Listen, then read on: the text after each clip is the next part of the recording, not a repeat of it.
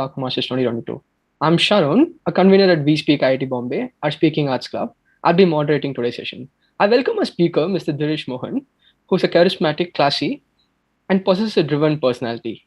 He has more than a decade's experience on stage with an immense reputation in corporate training and storytelling. He established the Academy of Public Speaking to empower entrepreneurs and aspirational speakers and co founded Banjara Toastmasters to mentor and develop numerous established leaders across India, which lists CEOs, CFOs, directors of established organizations. Wishing to leave behind a shadow more significant than himself, he founded A Take on Life, India's first platform that hosts conversations on life, which received positive feedback and acknowledgement from print media. Today's session you will receive knowledge and on the skills required to generate matter for public speaking. With no further delay, I call upon Mr. Dirish Mohan. The stage is yours, sir. Thank you. Good evening, guys. I'd like to have some noise. I don't want it to be a monologue. Let's keep the chat active as well.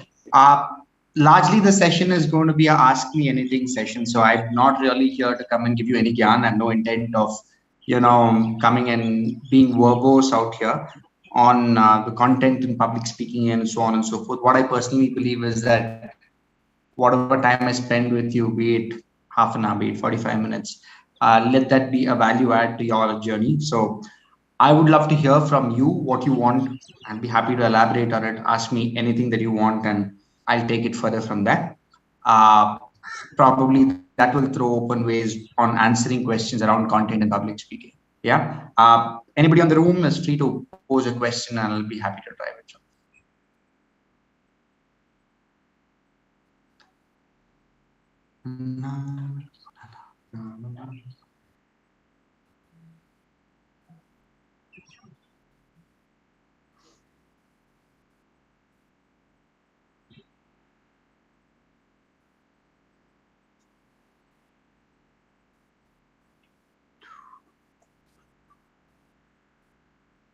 Sir, can you just give us like basic tips as to, I think I've already informed your guy that, he needs to inform. It's a Ask Me Anything session. So I'd have been happy if the rules would have been laid out better to the set of people who are attending the session, rather than having to struggle with what you need to do here.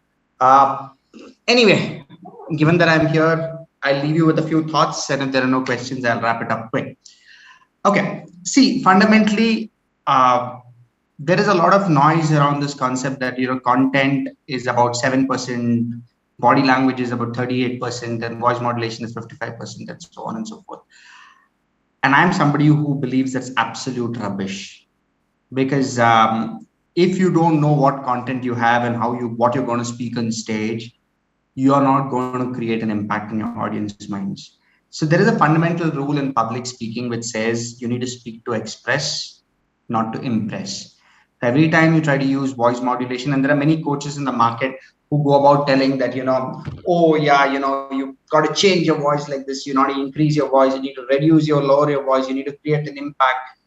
Let's understand the fact that each one of us in this room, in this particular call has itself, I've got a different style. I've got a different voice. I've got a different way of speaking. And none of us can mimic or imitate another person, right? So fundamentally, what we all need to discover, what I try to drive in my programs, when I coach people here, I coach professionals in Bangalore. I run a program called On the Stage with Dirish Mohan, which is a very popular public speaking course in Bangalore. I train people to help identify their natural style and their natural way of speaking, and which is what helps them grow and evolve as speakers. That's the first thing. The second thing is, if you ask me, your content holds more than 50% value with respect to what you speak in front of an audience. Because if you don't have your content in place, you're not sure of how your content is structured, right? You are not going to create an impact. Trust me on that. I mean, you may end up trying to speak jargon, which will sound like bullshit later, and people will disconnect with you. And these days, people are smart enough to understand who's speaking sense and who's not speaking sense. So the first thing a speaker needs to do, in fact, I run a session only on speech structuring in my programs, because most of the professionals who are in the industry, senior leaders, CEOs, they know their subject matter, but they just fail to learn to structure and articulate their content. And I think the minute you learn to structure and articulate your content well, you'll be able to go and create an amazing impact. So what do you mean by saying structuring and articulating your content? It means to say that you need to know what to speak, when to speak, and most importantly, how much to speak. More often, what we noticed is that we have professionals who know the subject matter, and they believe that because they know the subject matter, they need to go at length and speak about everything under planet Sun, under planet Earth, and essentially they realize that nobody understands anything. In fact, I've rolled out a video on LinkedIn recently. I'm a LinkedIn content creator. I create content for LinkedIn on public speaking. So those who are interested can follow me on LinkedIn there to get further inputs on LinkedIn. I've created one video which essentially speaks of this, where the fundamental mistake most of them do is they try to tell too many things at the first go. And while speaking, your audience doesn't have the ability to remember or retain data. So fundamental aspect of being a good speaker is to learn to structure your data in such a manner that people are able to recollect and remember it. So how do you go about doing it, right? Fundamentally, any speech has got three parts to it. There is an opening, a body, and a conclusion. The opening of your speech is the first 1 minute of your speech where people decide whether they need to listen to you. And that's the time that you need to create an impact. So the idea of creating an opening is that within the first minute, you drive home an attention capturing opening, which means to say something that draws curiosity of your audience. Let me try giving an example here. For example, this could be an opening for a speech. It says, all the 52 people on the Zoom call are suffering from a disease which is worse than cancer. And it's high time we take caution, else it will be an irreversible disease. And that is the addiction to your smartphone. So what happens here is that your probable opening lines draw people into thinking, what is this guy telling me about? And then I give out what I'm telling. And that probably is the hook to get them listening to you. So every time you're trying to draw your audience into your speech, always remember that the first 1 minute plays an important role in how you can hook your audience. Now, moving on to the body of your speech, typically now there's so much of data on how you got to deal with addiction to the smartphone. And you Google and I'll be flooded with truckloads of data. That's not what is required. Nobody's actually interested in Google data. You can pick a few points from there, the core 3 or 4 main points that really matter, and try to explain each point with an example. For instance, I have, till the time I had a Nokia 1100, I would check my phone for an hour a day. But now I see that every traffic signal, when I get off when I switch off my vehicle, there is this impulse to keep checking my phone, which I realize has become a habit. And that's when I realized I need to get off it. Now there are apps to help you understand how you can manage your time on social media. And I therefore download an app and so on and so forth. So every time I state a point, I try to substantiate that point with something credible to say that how I am dealing with it, because audience really, I want to understand, who are you to tell me this? The audience is always going to ask this question, who are you to tell me this? So would love to have your perspective on the topic. Don't try to tell too many things in the body of your speech, because if you try to tell too many things, people switch off. And finally, your closure is essentially a summary or a call for action. So what are the call for action? In case it's say an addiction to a smartphone, I urge each of you to kind of set aside your phone while you're at bed or during your study. See that your phone is at least 50 meters away from where you're seated or in another room. And that somehow, while there may be an addiction to drive and go check every now and then, with time it will reduce and later it will become a practice. So essentially what I've done, I've introduced the topic. In the body, I've chosen the core points that really matter. And the closure, I've given a takeaway on how you can deal with the subject. That's essentially how a speech needs to be put together and structured. Fundamentally, remember this, that while speaking, people don't have an ability to revisit what has been said once. So therefore, you have only one chance. Number two, the human brain can't take too much of data. So don't try to tell too many things in the first go.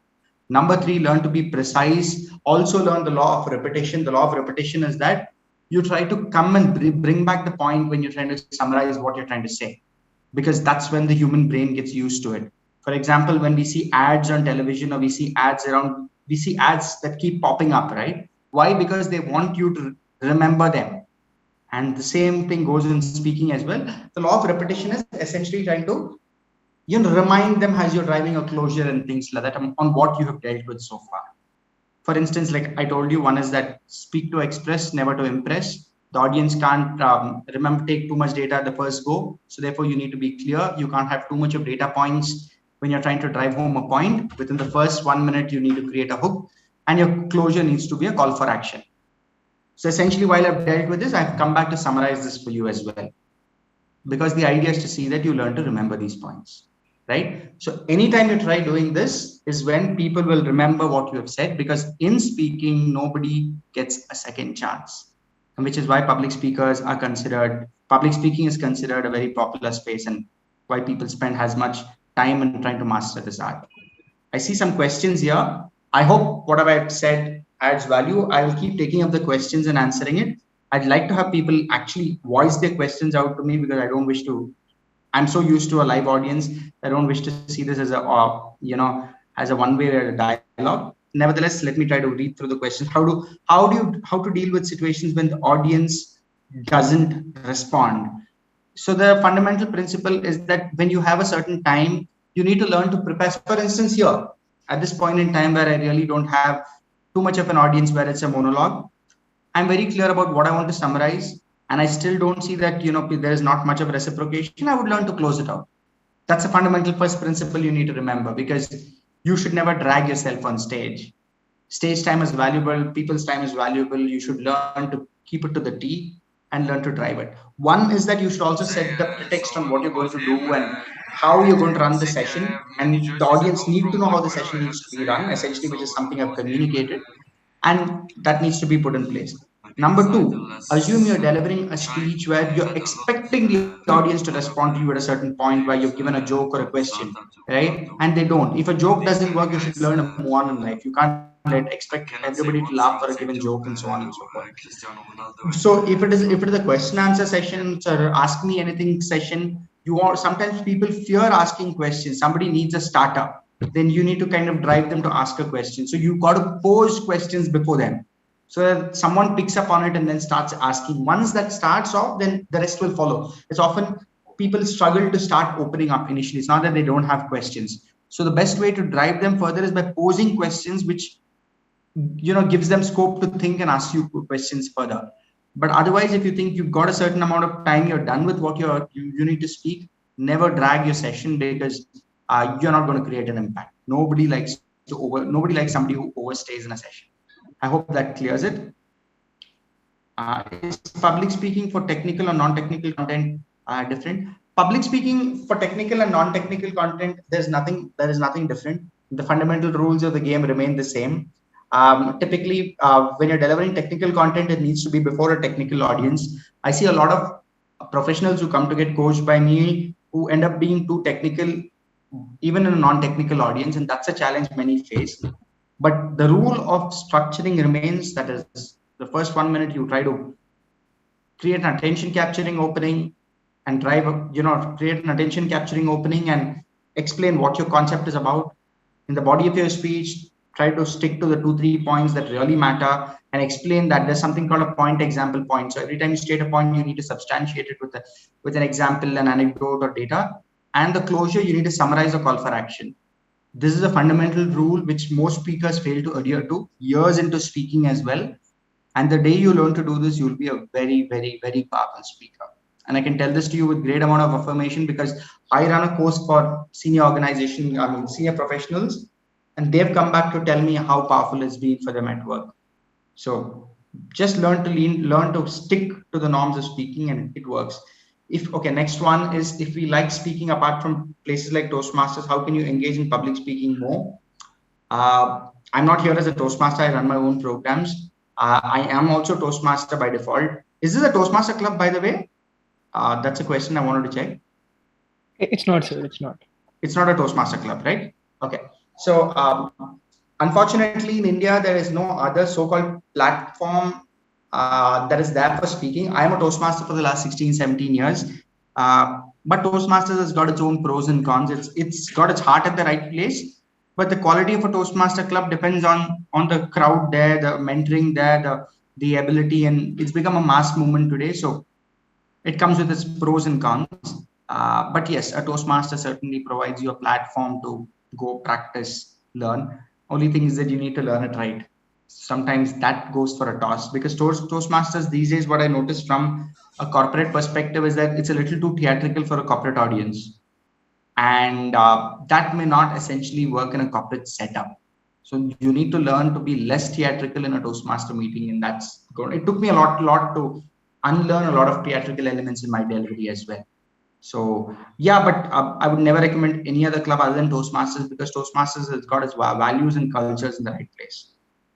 The next one, in front of an audience, we are expected to be charismatic or appealing, interesting personality, way of delivering content, being an introvert or not expressive kind of a person.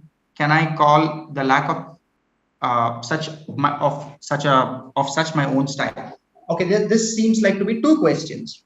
Let me deal with the introvert part of the question. Introverts are probably the most amazing speakers you'll find on stage, because they're very creative. They've got a lot of knowledge within them. They've got a lot of style. Like, I'm not a party animal. I'm not somebody who's like a social extrovert out there, who's going out there and partying my way out. But when I'm on stage, I really know what I need to be doing. I've seen numerous introverts who are amazing speakers on stage. So there's nothing like being an extrovert and being an introvert with respect to being a good speaker. So please get this entire concept out of your head. In fact, I feel sometimes extroverts blabber a lot, that they probably don't know the art of being structured well on stage. They just end up blabbering a lot. And in fact, extroverts need to work at learning how to control unwanted talk on stage. So that's in fact a learning for someone who's an extrovert. He needs to know the art of how to reduce what he says and keep it crisp. Whereas introverts know how to put their thought across well. Now, the other part of the question is about having a charismatic, appealing personality on stage and a way of delivery. Oh, yeah, we have coaches who say, you need to come on stage and say, oh, this is like an amazing thing, and you come and deliver here. All that is absolute bullshit. Please stop listening to all of that. Okay. You have your original style, and you need to discover your original style. I've spent 17 years in speaking. It took me a long while to understand that, when you try to create an artificial style, you become, you speak to impress. I mean, you try to speak to impress, you fail to create a connect with your audience. Like, I'll give you a very simple example. Um, many years back, I started Banjara Toastmasters with Dr. Chayana. She's a pediatrician, NLP counselor. She'd been invited to a school to go deliver a talk on pediatric, on counseling, adolescent health. So she went and she spoke, and people applauded her, and she came back and she sat. And then there was the principal of the school was a Malayali nun. So she went on stage, a Malayali nun, a typical Malayalam accent. She said, in those days we were scared of our teachers. Nowadays teachers need to be scared of their children. And she went on to speak on various other things that she firmly believed how adolescent health and adolescents need to be handled differently. Everybody were laughing and enjoying what she said. And Dr. Chai came back and told me, Dirish, I prepared such great content, I went and delivered. But people were, some simple things she told in her own style and her own language kind of worked that particular day.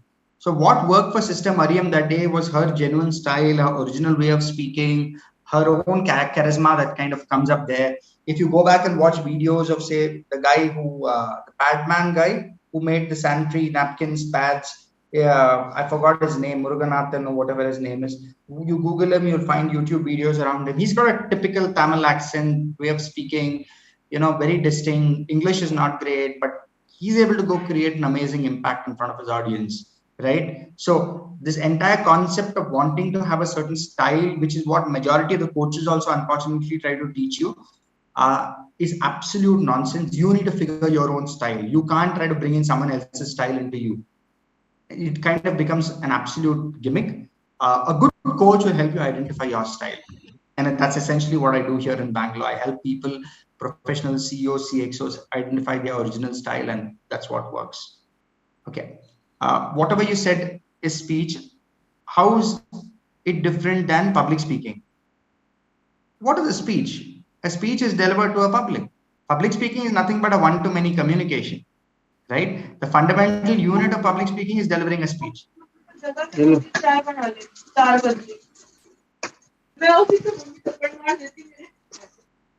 Hello? Yes, sir. Please go on. I muted the person. So a speech is nothing but what you deliver in front of the public. The fundamental unit of public speaking is a speech. And a speech has got three parts to it. It's got content, scripting, and delivery. And you go about delivering it. So there is nothing different between public speaking and a speech. Public speaking is nothing but one-to-many communication. Even this is public speaking. I'm speaking to 50 people out here, right? 45 people out here. So that's essentially what it is. What if public speaking your topic, what if in a public speaking your topic, data, information is wrong by chance, and you realize that, then how to handle that situation? See, essentially when you're delivering something and you get it wrong, don't create a fuss around it. My apologies, I think I've got this wrong. Just keep moving on. If you've noticed, when news readers make a mistake when they're delivering a talk, they just apologize and they move on in life. You never go and create a scene around it. The art of a good speaker is to push it aside and continue moving forward. In fact, that's the only way you got to do it. The more you spend time at, analyzing what's gone wrong, you're messing up things. So you get something wrong, my apologies, sorry for this mistake, sorry for this error, sorry for this human error, moving forward, period. Don't waste too much of time in dragging that statement. You only end up messing up things. Agree, the format of Toastmasters makes things a bit theatrical. So how exactly can we tone down to speak to corporate audiences more? See, actually what has happened is that Toastmasters as a forum is, very theatrical in nature, because they essentially, the fundamental principle is when you learn theatrical speaking, it's like if you're a theater artist, you know to speak, right? You can come back to do any form of acting. Like a good theater artist can go and deliver work in Bollywood movies and work in any other form of stage. Essentially, if you learn, you learn the fundamental old nuances of Toastmasters. The manuals have changed now. It actually helps you become powerful in your voice modulation, body language, delivery skills. But the fundamental issue most face is that they don't know how to tone themselves down. So that becomes a crutch for people to move out of that zone. It took me a while to move out of that zone to deliver a talk in a very normal fashion. That needs somebody to actually help you discover why you need to make the changes. What are the mistakes you're doing and how you could kind of tone yourself down. Actually, I started realizing that the more that when I started running my public speaking programs, because I was dealing all with corporate guys, and I realized the importance of what they need and what is not required from what they don't need from a Toastmaster backdrop. So that you need you need to be a little aware of yourself. You can probably observe and discover, and with time you'll be able to lower it down. There's no hard and fast rule of that. How to discover your own style of speech delivery? See, fundamentally, what you need to do, Nikita, is just go there and speak. Be your natural self. That's the first way to discover your original style, is go out there and speak. Like how you speaking to a bunch of friends while talking. Same style you need to carry on stage and go and deliver. What happens is, while you're talking to a bunch of friends, you have a certain style, but when you go on stage, you sound very different. There are many people who look like very different on stage, and we start to believe you need to be that way, which is not true. A good coach over a period of time will help you correct your mistakes and help you polish your skills and figure out what works for you and what doesn't work for you. So that is where you need the help of somebody. But the one starting point to this is that, just imagine you're talking to a bunch of your own friends and you're discussing a topic and concept. You use that same style and go out there and speak before a larger audience. The only difference would be probably you need a greater energy in your voice based on the number of people around you, and how you do your basic mic checks and things like that, right? So those are the two things that you need to put in place. But as a starting point, just try to go and replicate the style that you normally have when you're speaking to a bunch of friends. That could totally help. I hope that clears it. Let's move on to the next. Let's say you structure your content after looking at the topic at hand in a discussion, but somehow some of the points are already spoken. How do you cope with that situation? You restrict to what you got or try to innovate that itself. See, every time when you bring up a point for discussion, right? Always there's this concept of personalizing a speech. Why have you brought in that point? What is so unique about you giving a perspective to that point always exists. So even if someone has brought it up, but you believe that he has not dealt with that point effectively enough, or you have something further to add on to it, you should go and add on to it. You shouldn't be too worried of someone else stating it, because you would have your own perspective and your own value add to that particular thing, unless it's Google data and you're picking and vomiting it out. But typically, a good speech is a speech wherein you bring in your own perspectives of how you go about explaining a concept. So there is very little possibility there would be replication on the style, or while the pointer may be the same, your explanation to the pointer may vary. And one way to see how you can vary the explanation to your pointer is bringing in a personal example or an instance to add value. That way you would avoid replicating. But if it seems like too many people are bringing up that point and you believe that you have enough other content to move on, you can mention it, not spend too much time on it, and move on to the next points. So that's there. But you always feel, always the one way of innovation is also that if suppose someone has stated the points but they've not bought in a few aspects of that particular point, you can try driving value there. That way it kind of adds further value to your audience. I hope that clears it. If not, you can please open up your mics and speak to me. I prefer that. But how to improve on impromptu speeches? Okay, see, many of them have this entire concept of how do I speak impromptu? What I tell people is this, you would never be asked to speak on rocket science or nanotechnology or on any other topic on planet Earth on a given day in your professional life or otherwise. Let's get this very clear. You will be asked to speak impromptu on topics that concern you. Now, as a student body council member, to introduce a colleague, to introduce somebody out there.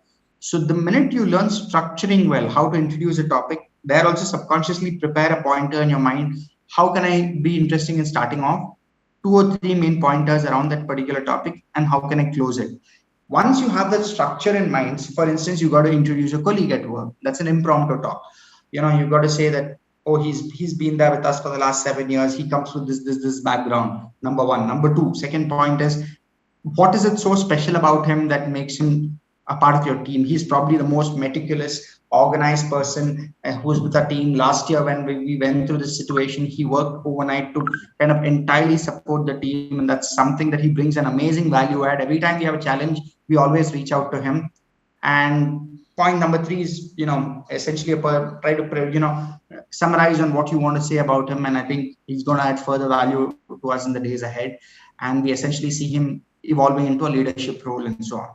So what happens here, again, I've picked 3 points. Point number one is where he comes from, what he does, what his background is, what his educational qualification is. Number 2 is your experience of knowing that person, your journey, what are the incidents that you can pick about that person. And number 3 is just summarize everything and drive it forward.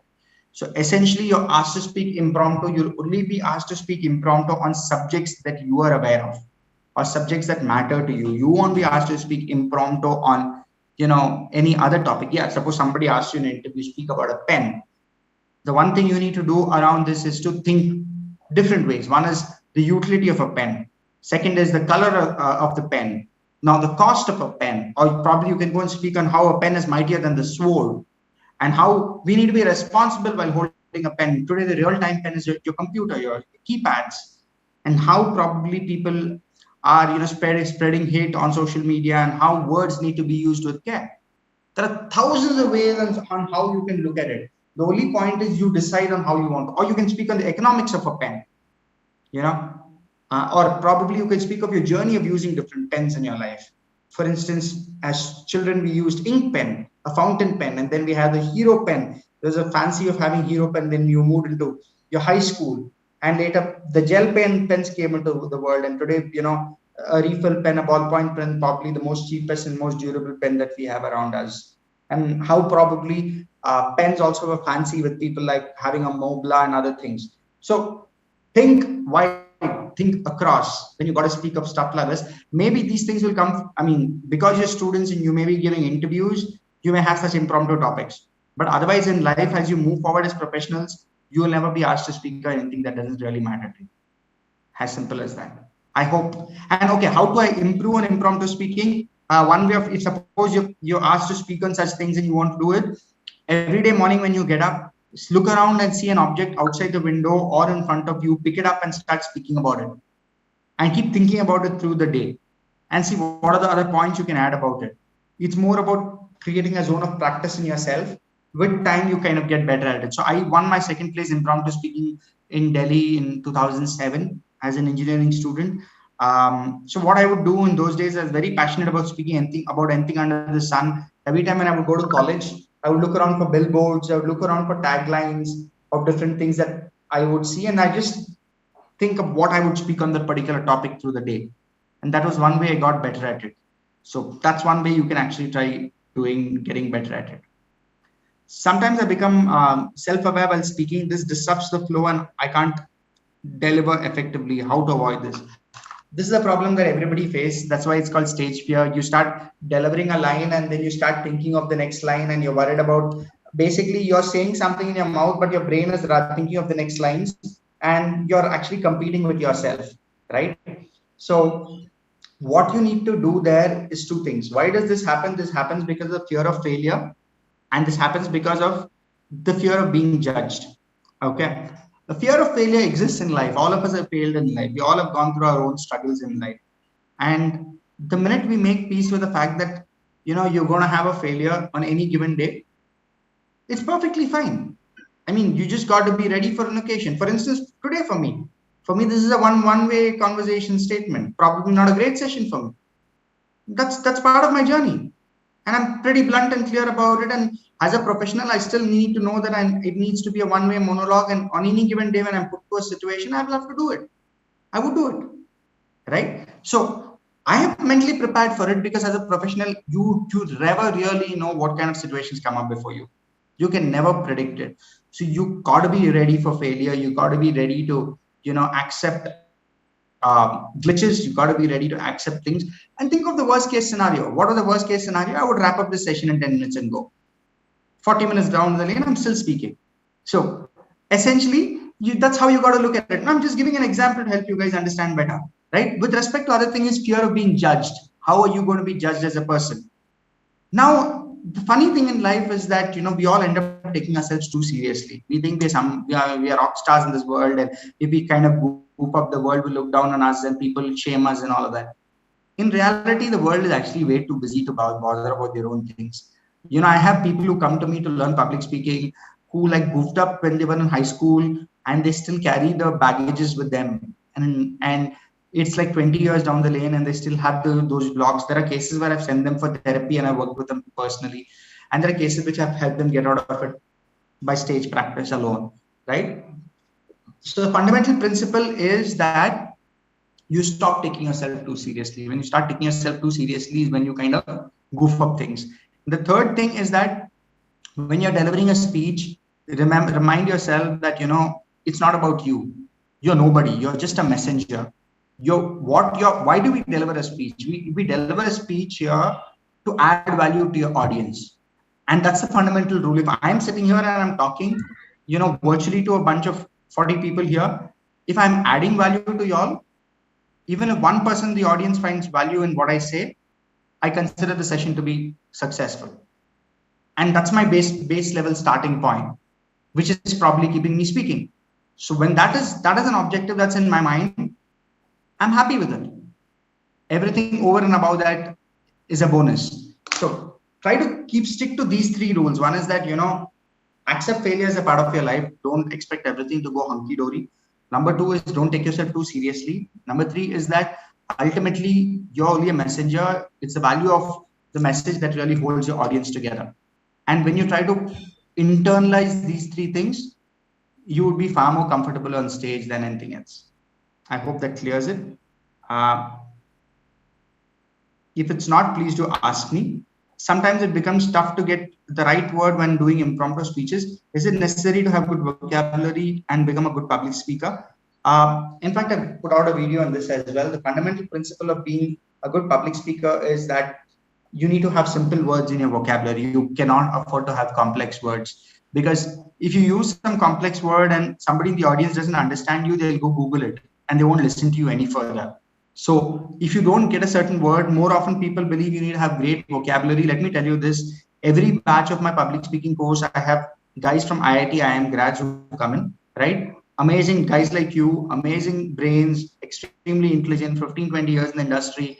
But the fact of the matter is that many of them come from rural India. and they probably don't have Renan Martin English. And you cannot develop Renan Martin English overnight. Your language is something that you pick up during your schooling days. After that, we are more technically oriented and clearing our papers and our calculus and math and algebra and physics and chemistry and all of that. We never give attention to English at all. And we stop speaking quality English as we get into colleges and things like that, right? The best English we speak is during our schooling days. And those who haven't done that, they probably pick up English during their college days, but they're never going to have a Renan Martin English. And that's not required for you to be a good speaker. Keep it simple and easy and keep going. How do I improve vocabulary? Many people say you got to read books and stuff like that. I'm somebody who believes that, you need to learn to practice words. Otherwise, till the time you don't talk, you won't be able to pick it up. So the one way of improving your vocabulary is that assume you're speaking to your friends around there in your local language, in Hindi or whatever it is. You got to make a change and a shift and to start speaking in English on a regular basis. And with time, you would become more comfortable in speaking English across the space. So that's the only way to get better at a language is to let your tongue get used to those words. Otherwise, you wouldn't be able to get better at it. I hope that clears the question there. Is it important to start your speeches in a way that gets people's attention? How do we keep that attention throughout the speech? See, how do you keep get people? Is it important to draw people's? Yeah.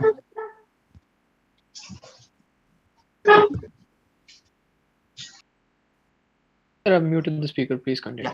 Yeah. The question here is that, is it important? They say the fundamental principle is that the audience who's listening to you, interesting in the sense that you don't need something out of the world.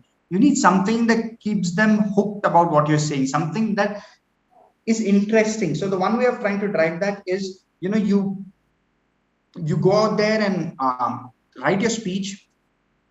Don't worry about building an interesting opening up front, write everything that you need to, and then later revisit and see that how is that I can make this a little interesting to drive it forward. What could be that one point? It could be either asking a question, it could be giving a quote, it could be taking a prop on stage and keeping it. So that would be a way to start an interesting speech. The next aspect is how do I keep my audience attention? Fundamentally, the way to keep your audience attention is to be precise. Don't try to drag your points too much.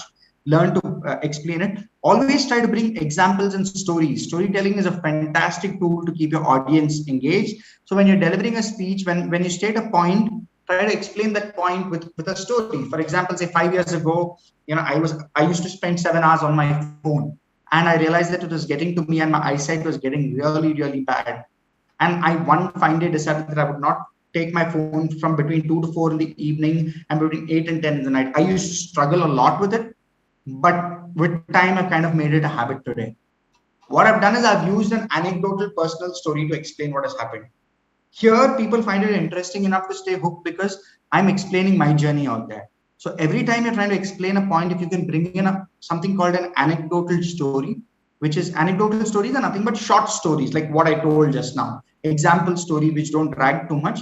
Personal examples, instances, thing that keeps your audience hooked. Because everybody is trying to question you when you're delivering a speech. Who is he to tell me this? Why should I even be listening to him? And the only way to answer that is to bring out your perspective, your personal thoughts, your repository of experiences. That keeps your speech interesting. I hope that answers it. In a debate, for example, how do we structure our arguments in an easy to understand way before we speak, so that our ideas come in a logical manner?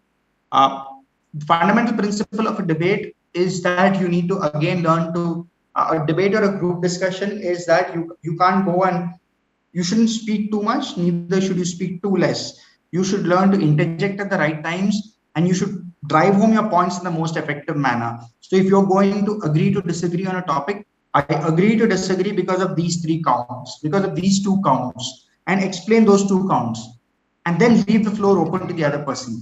Anytime when you're handling a group discussion, I'm sure you guys are going to have group discussions. Are you done with your placements? Are you done with your placements, guys? It's a mix of crowds, sir. Like there are 4th years, there are 3rd years. Okay, so typically when you go in for your placements and things like that, The fundamental principle is that, you need to be shown, you need to show that you're pretty involved in the discussion, but never somebody who kind of takes entire attention, or somebody who speaks a way too little. So you should learn to come in at the right time, speak, put across your point, be attentive, show interest in listening to others, validate others' points, or you say, I really don't totally agree with this point. For these things, don't get into a fight, aggression mode. Be very assertive. I would like to agree to disagree with him, because I personally believe this is what it is. I think it's a valid point that he's brought forth, and I feel that these could be driven forward. So these are ways that you can articulate yourself better. That goes a long way in how you're seen as a professional. So never try to just go and like show that I can speak and all. Or there are one set of people who are like totally silent.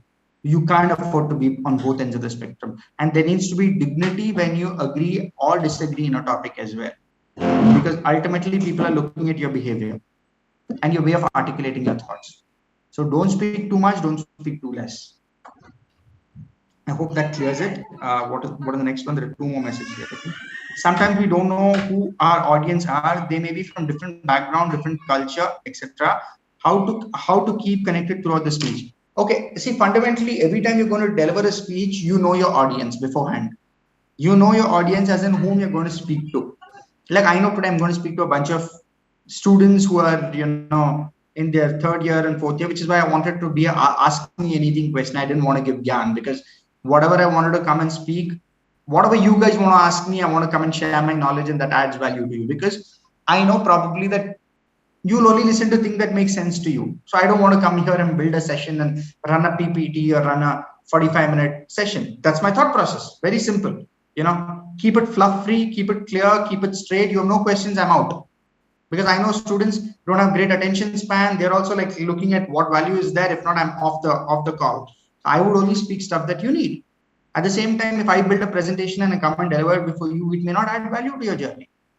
So keep that off. I'd rather ask me anything question. So I've planned that out here, right? The second thing is that how do I still there can be a scenario where you're in front of a room of 1,000 people and you have people across countries, across places, across cities, across cultures, across understandings, who are part of your audience. Very valid. How do you deal with it? The only way to deal with it is to learn to keep your speeches simple.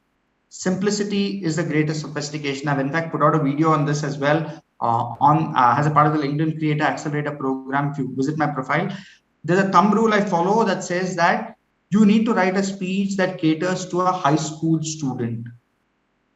So essentially, if a high school student is not able to understand your speech, it means the majority of the audience will not connect with you.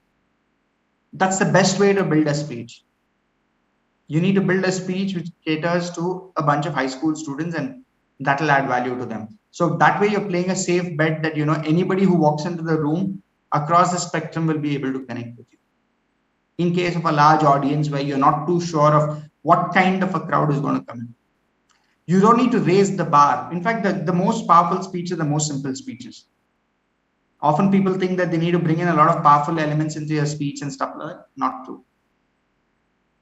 I hope that clears it. Any other questions? Any other doubts? Otherwise, I think I'm done with most of the questions that have been put out here. I'll be happy to answer. You have anything else? I'll take it up. Yeah. Otherwise, I'll call it a hello, sir. Good evening, sir. Good evening.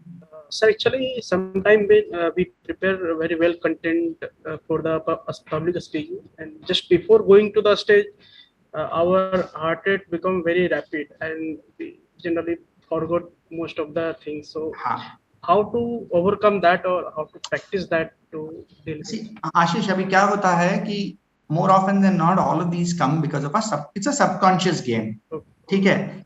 Public speaking is not about practice. It's the fact that you must have practiced 100 times also.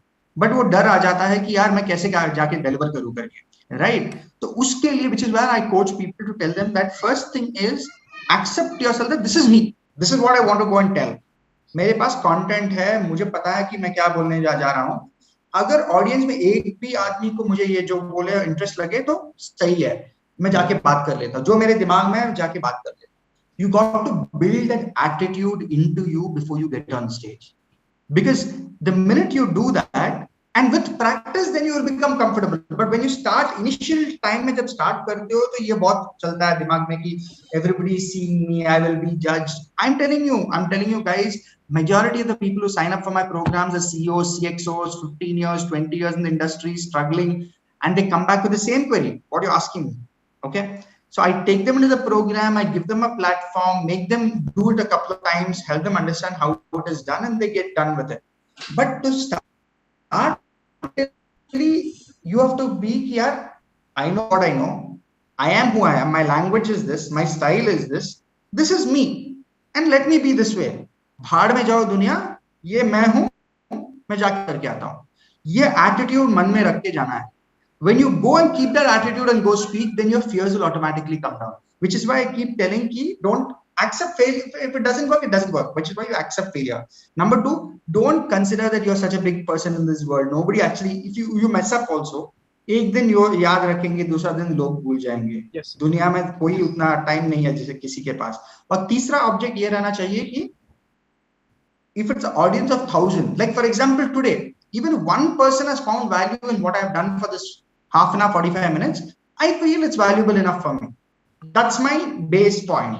उसके ऊपर जो भी है वो positive है.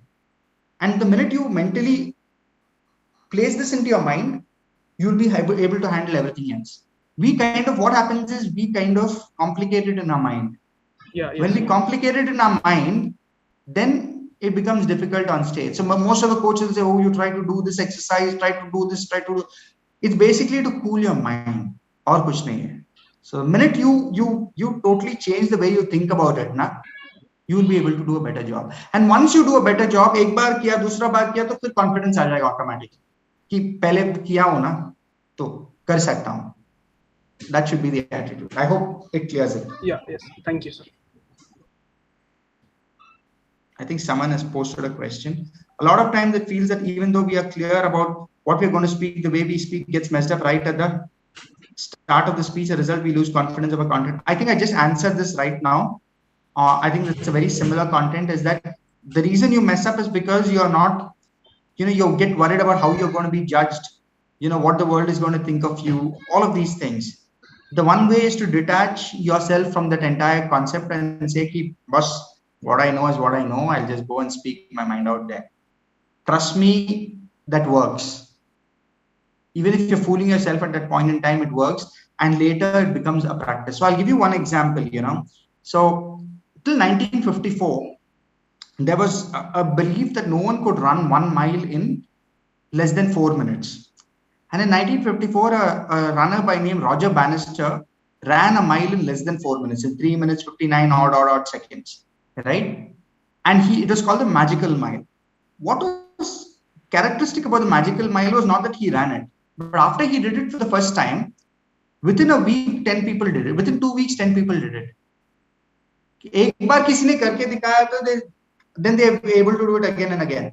So simple सी बात यहाँ पे ये है कि once you are able to do it, you yourself will feel confident the next time कि boss, I've done it once, I'll be able to do it. Same way what happens is once you fail, you think for lifelong you will fail. That's not true. You always have a second chance to go and correct yourself out there. So it's a mental game. Public speaking is a mental game. It's not about body language, not about voice modulation, not about thing. It's all about how you mentally keep yourself calm, and then you learn to practice. Which is why I run a 6-week program in Bangalore, and that works. How do we connect a topic to something an audience will be interested in? See, there's a fundamental rule in public speaking called WIIFM. What's in it for me? And an audience is going to ask this question, what's in it for me? As a good speaker, when you're going to go address a speech to an audience, you need to address the question, what's in it for me, when you're driving the speech. If the speech is only right, if you're not addressed it, it's not worth it. For instance, today, the reason I've left it as an ask me anything question is because I want to address what's in it for me in you. If I come and give some presentation around it and I'm wasting 45 minutes of your time, which may not really be something that's on your mind, doesn't make sense. So I want it to be a total value add for you guys. So I've just left it open for an ask me anything session. Why? Because you would have questions and queries that probably are better answered by me. Like I've been answering, it's 7 o'clock now. I started at 6:05, right? For last 1 year, I've been answering questions that you have. So every question that you've asked me, at some point in time, I'm addressing at least one person's query. Maybe that one person's query can be 5 people's query. And I believe I've added value to you. That's my approach of addressing what's in it for me in today's session. Similarly, when you go to deliver a speech, you understand who your audience are, what is the pretext, what is the backdrop, and then see how you can paraphrase your messaging around it. That's important. That's important as a speaker to make a note of. Do your homework about your audience. That's important. Yeah. I hope that clears it. Any other questions? Any doubts? Sir, a good bunch of us are debaters here. So the nature of how we function, or nature of how like debates in parliamentary debates function, is the opposition side gives you a lot of arguments, and Sure. it's crucial we structure our arguments properly. Sure. And is there any way to actually like prepare for that? Like, how do we structure our thoughts in a better way? See, the fundamental there, it's more easier, right? You know, when the arguments are coming in front of you, you need to give a point by point rebuttal there. Very simple as that. At any point in time, either you have a justification for it, or you don't have a justification for it. Now, that's a funny thing. When you don't have a justification for it, conveniently avoid that point and move on without letting your opposition know that you don't have it. Right? But when you have a point, when someone is stated, say somebody is going through a speech, you have a pen and paper with you, you're making notes of the points that he's raising. So how I would go is, speaker so on and so forth, raise this point. Let me tell you, for this point, this is the example, this is my note, this is my counterpoint. Second person brought this up, this is my counter, this is my thing. So first answer those and then go ahead and get into justification. So assume there are 4 counters that have come through. Now you don't go pick one counter and deal with that one counter at length. First finish off each counter. You give your counter argument in say 30 to 45 seconds, or depending on how many minutes time you have. If suppose it's just 2 minutes for all the counters, use the first 1 minute, 15 seconds to rebut on all the counters. And then you summarize the remaining on what your take is about the topic in the last 45 seconds. If it is a longer 5-minute rebuttal, then you can take the first 3 minutes in rebutting on the different points that have come up and use the last 2 minutes to drive home your message. If it's a counter rebuttal. Yeah. So you need to learn to manage your time, then make a note of what the rebuttals and the points come through and deal with it accordingly, and deal with it based on the amount of time you have. You can't drag one point for too long. Essentially, you forget on rebutting on the other points, right? And that's why you lose out on the game. So the art of learning to time manage yourself is very important when you're rebutting. I hope that clears it. Yeah, that clears it, sir. We open the floor for questions one last time.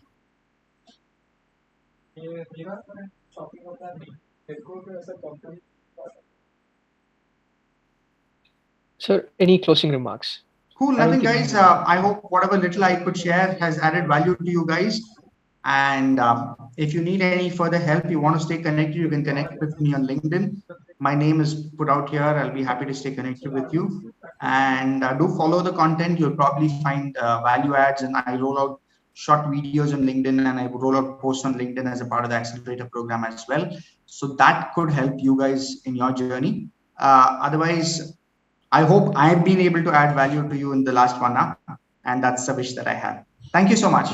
Thanks. Thank you, sir. Thanks, Thank you, sir. Thanks a lot for the session. Thanks. Thank you, everyone, for joining the session. Thanks. Cheers.